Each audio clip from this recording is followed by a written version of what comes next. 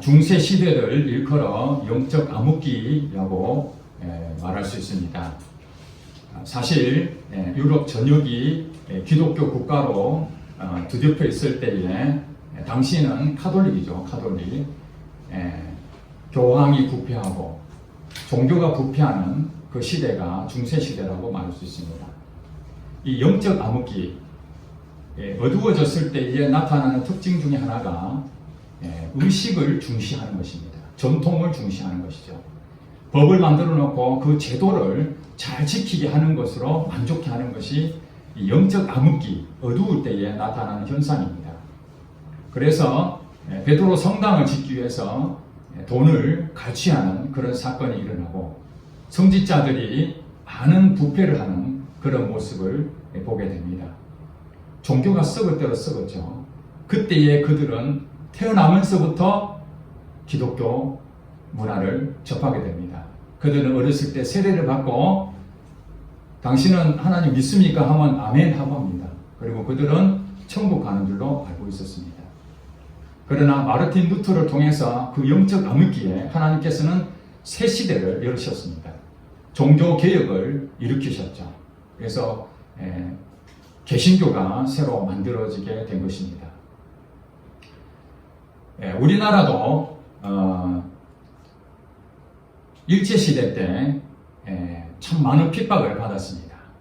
그런 어려움이 있었지만은 그러나 많은 우리 신앙의 선배들은 하나님을 신실하게 믿고 죽으면 죽으리라 하는 그 마음으로 신앙생활을 했습니다.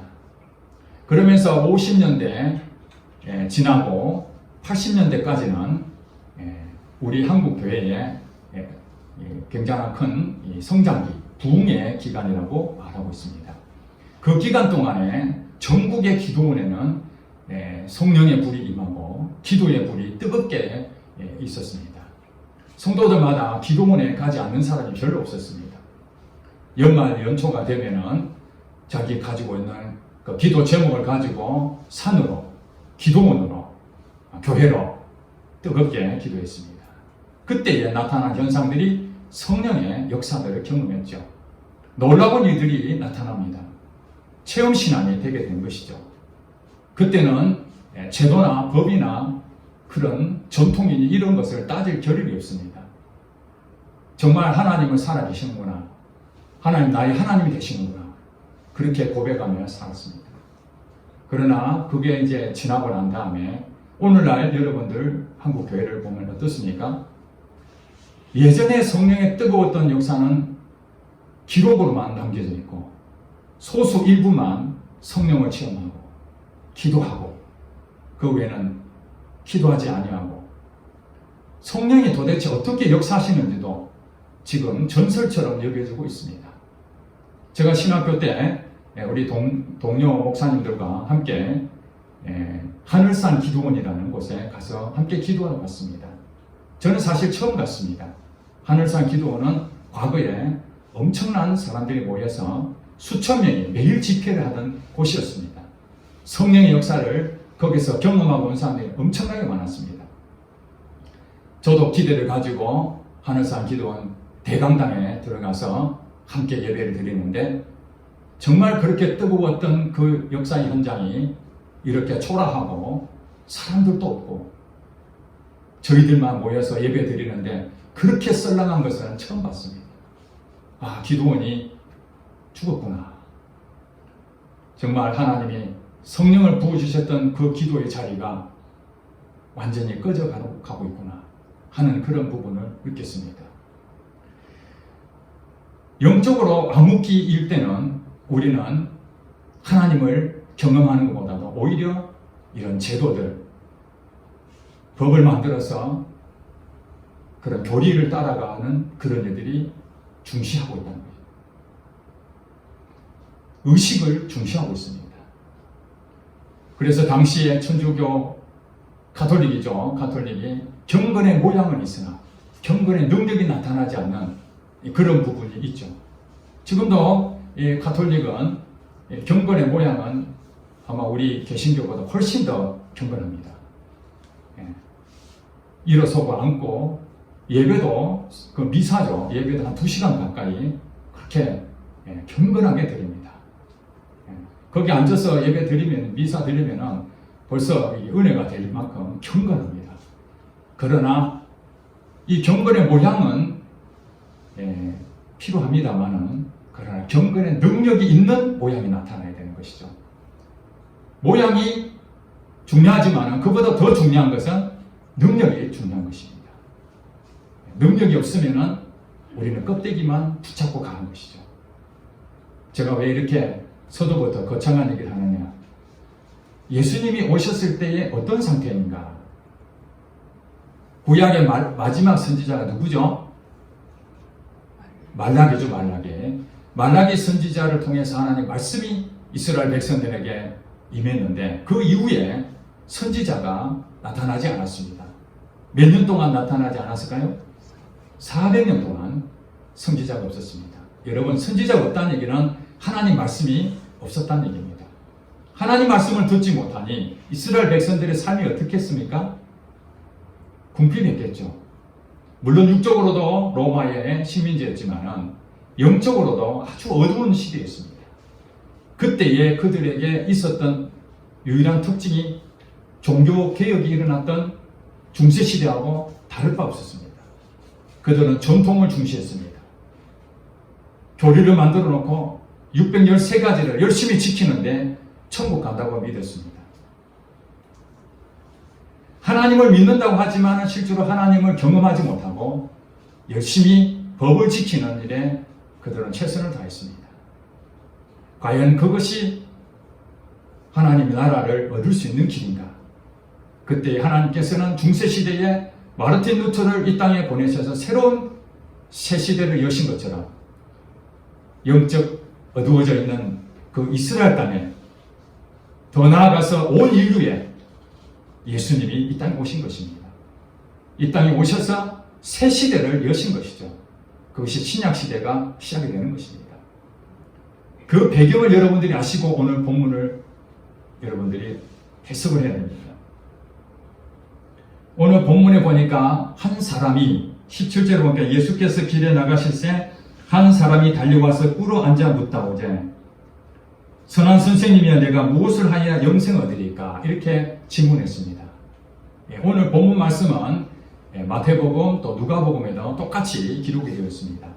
제가 조회해 보니까 1년 전에 2019년 3월 달에 누가복음으로 해서 오늘 본문 내용을 설교한 내용이 나와 있습니다.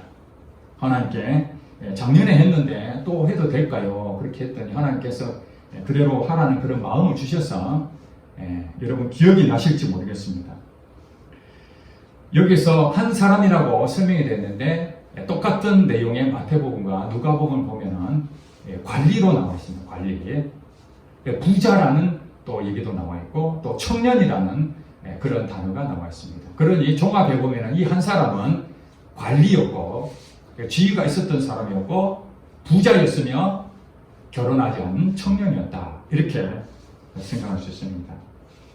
이 사람은 예수님이 오셔서 영생의 말씀을 전하는 것을 들었습니다. 그래서 나는 천국에 갈 것으로 믿고 어렸을 때부터 법을 다 지켰는데 예수님이 말씀하시는 것이 내하고 같은 얘기인지 아니면 다른 얘기인지 궁금했습니다. 그래서 예수님이 길 가실 때에 예수님 앞에 엎드려 말하죠. 내가 무엇을 하여 영생을 얻으리까? 사실 그 배경에 내가 영생을 얻지 않겠습니까? 하는 얘기죠. 그때 예수님께서 18절에 이렇게 말합니다. 예수께서 이르시되 내가 어찌하여 나를 선하다 일컫느냐? 하나님 한 분 외에는 선한 이가 없느니라. 그러면서 예수님 말씀하시기로 19절에 내가 계명을 안 하니, 이 계명은 십계명을 얘기합니다. 십계명 가운데에 하나님에 대한 계명과 사람에 대한, 이웃에 대한 계명이 나오는데 오늘 예수님께서는 이웃에 대한 계명을 말하고 있습니다. 살인하지 말라, 간음하지 말라, 도둑질하지 말라, 거짓 증언하지 말라, 속여 빼앗지 말라, 내 부모를 공경하라. 이것을 말하고 있습니다. 십계명을 지켰느냐? 이렇게 물어보는 거죠. 그러니까 20절에 그가 여짜오되 선생님이여 이것은 내가 어려서부터 다 지켰습니다. 뿌듯하죠. 예수님이 영생을 어떻게 얻었으면 좋겠습니까? 이렇게 질문하는데 딱 자기가 원하는 답을 딱 얻었어요. 10계명을 지켜라. 예, 저는 어렸을 때부터 다 지켰습니다. 그러니까 이 관리, 부자 청년은 우리 신앙생활을 말하면 아주 모범 답안입니다. 예, 모태신앙에다가 부모님으로부터 하나님의 법을 배웠는데 10계명과 또 율법을 지키는 것을 어렸을 때부터 철저하게 훈련을 받았습니다. 교육을 받았죠. 그래서 그것을 열심히 지켰습니다. 그리고 관리입니다. 여러분, 젊은 사람이 관리라면 지위를 얻는다는 쉬운 일이 아니죠. 머리도 비상하다는 얘기죠. 다른 사람보다 재능이 뛰어나다는 것입니다. 그리고 또 그 사람은 부자였습니다. 다 갖췄죠. 머리도 뛰어나고 지위도 있고 부자에다가 젊은 사람에다가 또 어렸을 때부터 이런 법까지 다 지키는 만능이었습니다. 자, 이런 사람이 영생을 얻는 게 당연하지 않겠습니까? 당시의 바리새인들은 이렇게 법을 잘 지키면 천국 가는 1순위로 알고 있었으니까 이 청년이야말로 천국을 얻을 수 있는 당연한 1순위라고 생각할 수 있습니다. 그런데 21절에 예수님께서 분명히 거기에 대해서 칭찬하셨지만 예수께서 그를 보시고 사랑하사 이르시되 이제 결정적인 한 말씀을 하십니다. 네가 아직도 한 가지 부족한 것이 있으니 가서 내게 있는 것을 다 팔아 가난한 자들에게 주라. 가난한 자들에게 너희 가지고 있는 재산을 다 몽땅 팔아서 다 구제해라, 이 얘기입니다. 그러면 어떻다는 거예요? 하늘에서 부하가 있을 것이다. 그리고 와서 나를 따르라. 이거 누가 얘기하셨습니까? 예수님이 말씀하셨습니다. 지금 이 청년은 누구에게 왔습니까? 예수님에게 왔습니다. 무엇을 하여 영생을 얻을까요? 이 얘기를 다른 사람한테 한 것이 아니라 예수님에게 왔다는 얘기는 이분이 영생을 주실 수 있는 분이라는 것을 감안하고 온 것이죠. 이분이 너는 영생을 받은 자야 인정해주면 자기는 천국 가는 줄 알 거예요. 그걸 지금 확인하러 온 것입니다. 그러니까 예수님께서 말씀하시는 이 영생 얻는 법을 그는 무엇으로 해야 됩니까? 아멘해야 되는 거죠. 순종을 해야 되는 것입니다. 자, 여기서 우리가 잘 봐야 됩니다. 신앙생활 모범적으로 하고 있는데 누가 보더라도 이 사람은 천국 1순위다. 영생을 얻는 자의 첫 번째라고 할 수 있는데 예수님께서 그에게 말씀하시기를 너희 가지고 있는 재산을 다 팔아 가난한 자들에게 나눠주라. 이렇게 말씀하셨습니다. 그러면은 어떻게 해야 됩니까? 아멘 하고 순종을 함으로써 이 사람은 영생을 얻게 되는 것이죠. 그런데 22절에 보니까 전혀 다른 반응을 나타냈습니다. 그 사람은 부자 청년이죠. 그 사람은 재물이 많은 거로 이 말씀으로 인하여 다 팔아라는 이 말씀으로 인하여 슬픈 기색을 띠고 근심하며 가니라. 어디로 갔습니까? 자기 옛날 곳으로 간 것이죠. 예수님을 떠났다는 거예요. 이 사람만 그렇습니까? 우리도 똑같겠죠. 나의 가장 소중한 것, 이거 없으면 안 된다는 것, 그거 하나님께서 그거 다 버려버리라. 다 손을놔버려라. 그리고 나한테 와. 나를 따르라. 그렇게 했을 때 안 됩니다. 이거 없어지면 나의 인생의 전부인데, 나의 가장 소중한 것인데, 그것이 지금 재물로 지금 얘기하는 것이죠. 여러분, 재물은 눈에 확 보이지 않습니까? 사람들이 가장 현혹하기 쉬운 게 재물입니다. 이 돈에 대한 거죠. 이 재물에는 보이지 않는 영적 악한 영이 역사하는 경우가 굉장히 많습니다. 그래서 하나님과 재물을 겸하여 섬기지 마라. 하나님과 재물을 겸하여 섬기지 마라. 주인에 대한 얘기입니다. 주인. 하나님이 나의 주인이냐, 재물이 나의 주인이냐. 그것에 이 재물의 뒤에 역사하는 악한 영이 있는데 그게 사단입니다. 사단. 만몬신이에요. 만몬신. 그래서 돈의 눈에 어두워져 있는 사람들은 다 악한 영이 역사하고 있습니다. 그게 탐심이 탐심. 탐심은 곧 우상숭배라고 골로새서에 나와 있습니다. 우상숭배다. 그러니까 다른 것보다도 재물에 어두워져 있다는 것은 욕심에 미혹돼서 하나님을 나의 주인으로 여기지 않는 것이죠. 예수님께서 지금 이 사람한테 한 얘기는 너의 가지고 있는 것을 다 버려라 하는 것은 이 재물을 의지하고 있는 것, 이거 나의 주인으로 삼고 있는 것을, 그것은 죄에 빠지는 것이다. 우리가 믿음이 있다고 하죠. 다 지켰습니다. 그러지만 정작 믿음에 대해서 나타나는 결실이 뭐냐? 순종입니다. 예수님께서 너가 하나님을 주인으로 믿는다면 예수님 말씀하시기에 너 가지고 있는 재물 다 팔아서 남한테 줘버려. 그러면 어떻게 해야 됩니까? 주인이 말씀하셨기 때문에 종은 주의 종이 듣겠나이다, 이렇게 말을 해야 되죠. 주의 말씀이니까 내가 듣겠습니다. 이 사람이 종입니다. 지금 예수님께서 말씀하시길 재물을 다 팔아서 버리라 하는 것은 뭐냐면은 네가 주인이냐 내가 주인이냐 한번 확인하는 거예요. 예수님 말씀에 순종하고 그 재물을 가난한 자에게 다 나눠주는 거 보니까, 그렇지, 너가 나를 주인으로 여기는구나, 너가 영생을 얻는 것이다, 이렇게 말씀하시는 것이죠. 그런데 나는 하나님을 다 믿습니다, 지킬 거 다 지켰습니다. 그렇지만은 말씀에 순종하지 못하면, 순종하지 못한다는 말이 무슨 말입니까? 내가 주인이 되는 것이죠. 내가 주인이 되는 거예요. 로마서 6장 16절에 그렇게 말합니다. 너희 자신을 죄의 종에 내어주어 누구에게 순종하든지 그 순종함을 받는 자의 종이 되는 줄 너희가 알지 못하느냐. 죄의 종으로 사망에 이르고 순종의 종으로 의에 이르느니라. 믿습니까? 네, 우리는 순종을 통해서 결국 누구의 종인지를 판단할 수 있는데, 내가 죄의 종으로 순종하면은 그는 사단에 붙잡혀서 내가 주인이 되고 사단이 주인 되는 것으로 가는 것이에요. 그러나 순종하게 되면은 그 순종으로 통해서 의로운 자가 되는 거예요. 지금 이 청년은 예수님께 순종하면은 의로운 자가 되어서 영생을 얻게 되는 것이죠. 지금 이 친구가 지금 그 궁금해하고 관심을 가졌던 게 뭐예요? 영생을 얻고자 하는 거 아니겠습니까?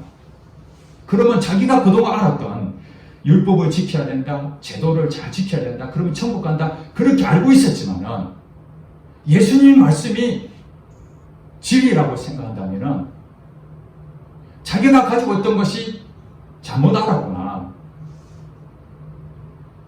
율법을 지키면은 구원 얻는 줄 알았는데, 천국을 얻는 줄 알았는데 그것이 아니구나. 그것을 버려버리고 예수님을 따르게 되는 것입니다. 지금 예수님이 말씀하시는 건 누가 주인이냐? 영생이라는 부분은 주인에 대한 부분입니다. 우리가 예수님을 믿으면 구원을 얻죠. 사도행전 16장 31절 말씀, 여러분 잘 아시는 거잖아요. 주 예수를 믿으라, 그리하면 너와 내 집이 무엇을 얻으리라? 구원을 얻으리라. 구원을 얻는다고 했어요. 요한복음 5장 24절에 내 말을 듣고 또 나 보내신 이를 믿는 자는 영생을 얻었고 심판에 이르지 아니하나니 사망에서 생명으로 옮겨집니다. 내 말을 듣고, 누가 지금 얘기하고 있습니까? 예수님 말씀은 내 말을 듣고, 그리고 또 나를 보낸 그분, 하나님이죠. 하나님 믿는 자는 영생을 얻었고, 과거형으로 말하고 있습니다.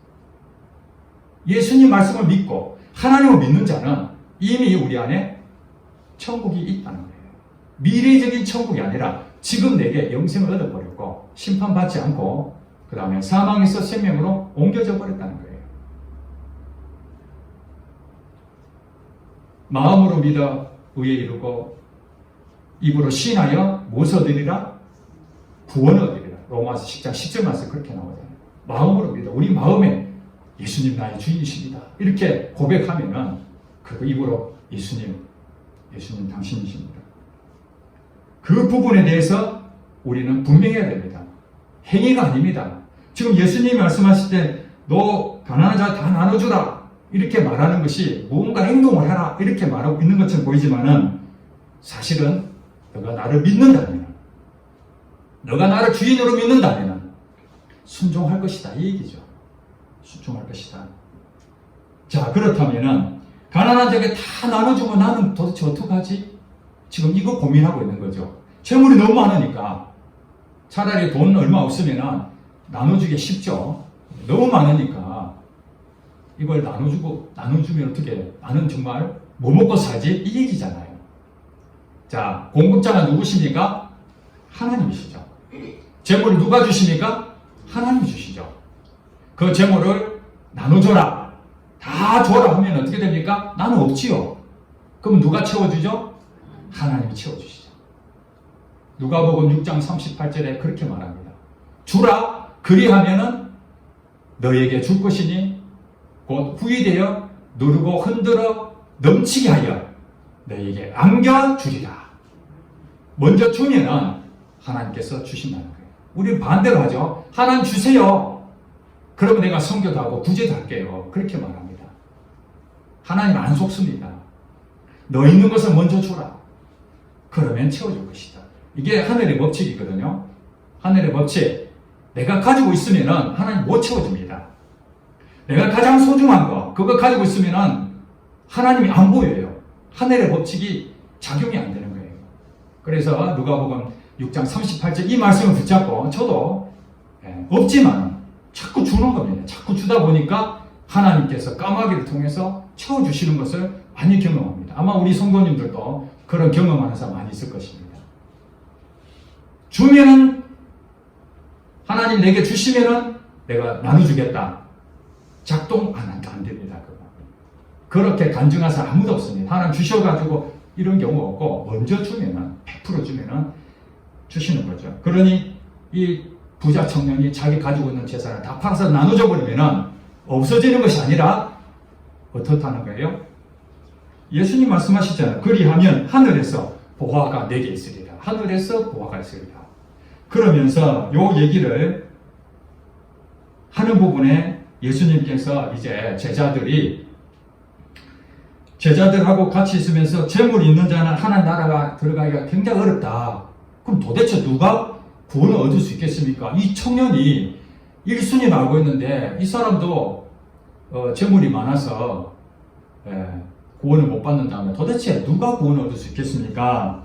이렇게 26절에 제자들이 말했습니다. 누가 구원을 얻을 수 있을까요? 그러니까 27절에 예수님 말씀하시기를 사람으로는 할 수 없으되 하나님으로는 그렇지 않으니 하나님으로서는 어떻다고요? 다 하실 수 있느니라. 아멘. 사람으로는 구원 얻을 수가 없어요.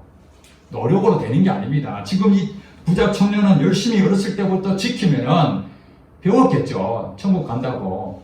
그러나 열심히 배워서 천국 가는 게 아니에요. 믿음으로 가는 것입니다. 믿음으로. 옛날에 우리 복음성가 돈으로도 못 가요. 힘으로도 못 해요. 무엇으로 간다고요? 믿음으로 가는 나라. 하나님 나라. 영생은 예수님을 믿는 거예요. 그 믿는 게 뭐라고요?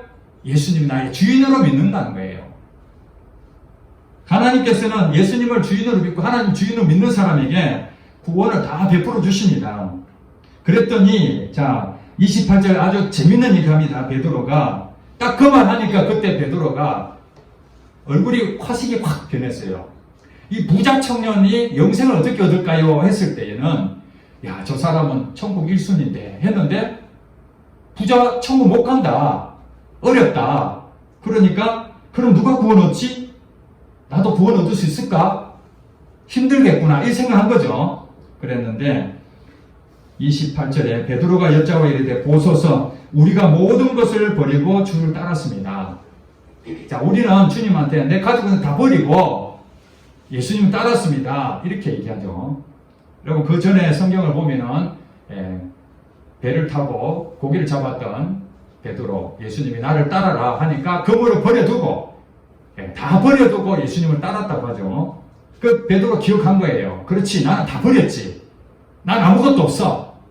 빈 몸뚱아리로 예수님 따랐어. 그러면은 예수님 나는 어떨까요? 지금 얘기하죠. 자, 여기서 이제 이 부자 청년에게 대한 답을 이 제자들에게 지금 하고 있습니다. 자, 29절에 한번 읽어보겠습니다. 다 같이 시작. 예수께서 이르시되 내가 진실로 너희에게 이르노니 나와 복음을 위하여 집이나 형제나 자매나 어머니나 아버지나 자식이나 전토를 벌인 자는 30절 현세에 있어 집과 형제와 자매와 어머니와 자식과 전토를 100배나 받되 박해를 겸하여 받고 내세의 영생을 받지 못할 자가 없느니라. 이렇게 되어 있습니다. 자, 29절 말씀. 나와 복음을 위하여, 예수님과 복음을 위하여 너가 모든 것을 버린다면, 즉 이 부자 청년이 가지고 있던 가장 소중한 재물을 버리는 것처럼 너에게 혹시 가지고 있는 집 한 채 있는 거, 이게 전부다. 그걸 예수님을 위해서, 예수님 나의 주인이니까 그걸 버리든지, 아니면 부모님이 나의 가장 소중하다고 여겼는데 그 부모를 버리든지, 아니면 형제를 버리든지, 아니면 나의 가장 소중한 자식을 버리든지, 그 어떤 것을 주님을 위해서, 자기를 위해서 아닙니다. 주님을 위해서 버리게 되면은, 먼저 버리면은, 그 다음에 복이 어떤 복이냐면은 30절 말씀죠. 현세, 오늘 이 땅에 사는 우리 부분이죠. 현세에 집과 형제와 자매와 어머니와 자식과 전토를 우리가 다 버렸어요. 다 버렸는데 그 버린 것을 어떻게 한다고요? 100배나 받는다. 믿습니까? 우리가 버리면 없어지는 게 아니라 예수님 말씀이 100배로 누르고 흔들어 넘치도록 하여 안겨주는 예수님 말씀이에요. 네, 조건부죠. 버린 자가 얻는 거예요. 버린 자가 얻는 거예요.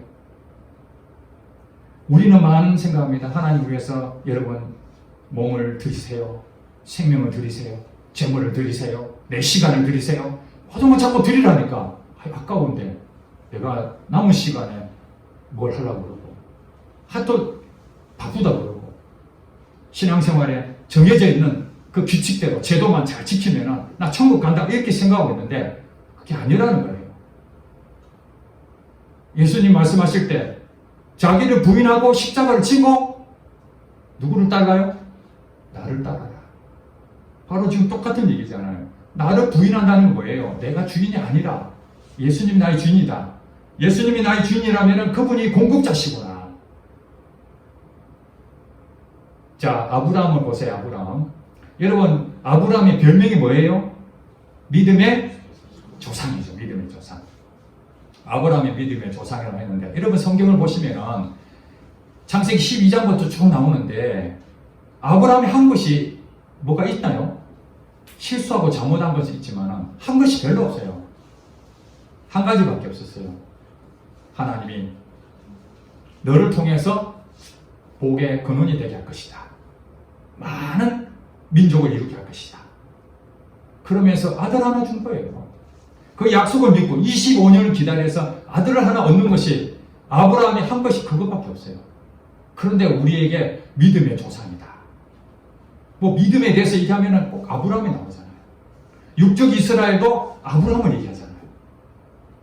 그 나라를 세운 것이 아브라함이기 때문에.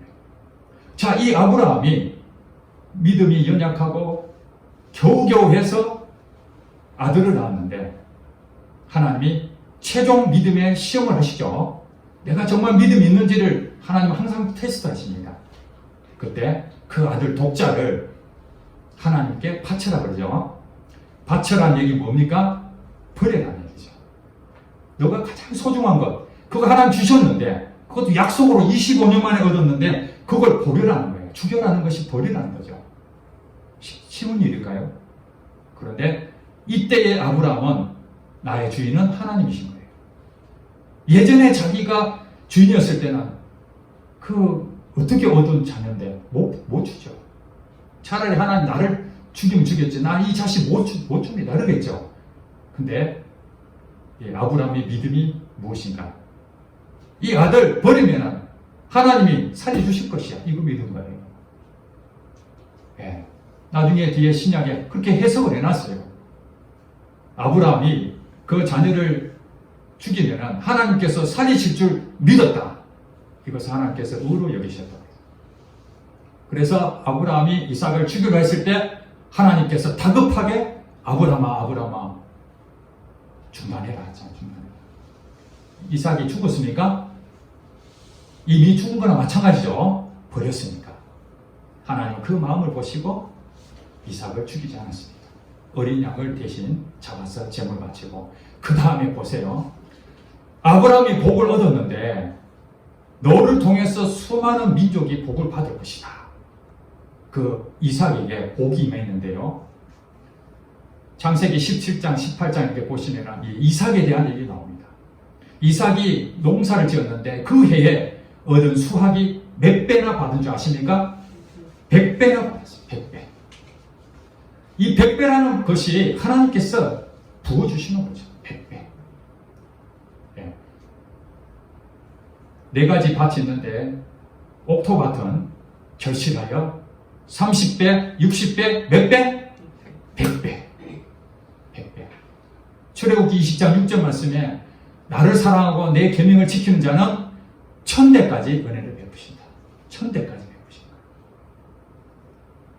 많은 사람들은 하나님은 무자비하다.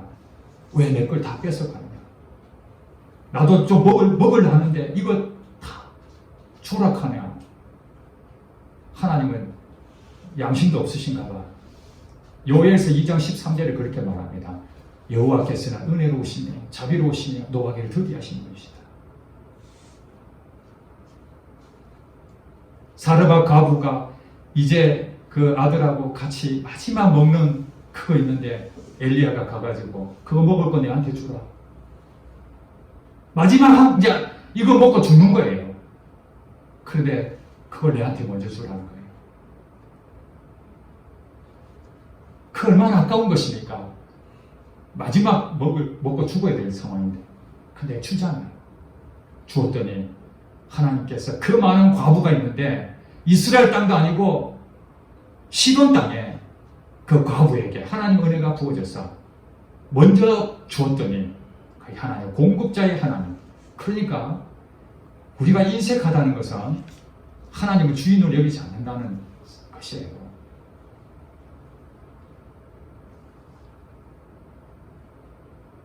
현세에 100배나 축복을 받는 거예요. 이 땅에 신앙생활하면서 힘들고 어렵고 이런 과정을 겪는데 이게 보니까 100배나 밭에 무엇을 겸하여 받는다 그랬습니까? 박해를 겸하여 받는다. 여러분 오늘 이렇게 예배 드리잖아요. 정말 하나님 때문에 이 시간을 드리잖아요. 그죠? 시간을 지금 버리는 거예요. 여러분들 한 시간을 하나님께 나와 복음을 위해서 이 시간을 하나님한테 헌신하고 있는 거예요. 그때 예수 안 믿는 사람들 뭐라 그럽니까? 아, 일요일날 좀 쉬어야지. 취미생활도 있고 이 바쁜 시간에 잠도 푹 자고 이게 뭔 짓이냐. 이 박해를 받는 거예요. 코로나가 있는데 꼭 그 교회 가야 돼? 박해를 하죠. 가지고 있는 재산 많지는 않지만 어려운 사람 자꾸 나는 너 쓸 것도 없는데 왜 자꾸 남을 주냐.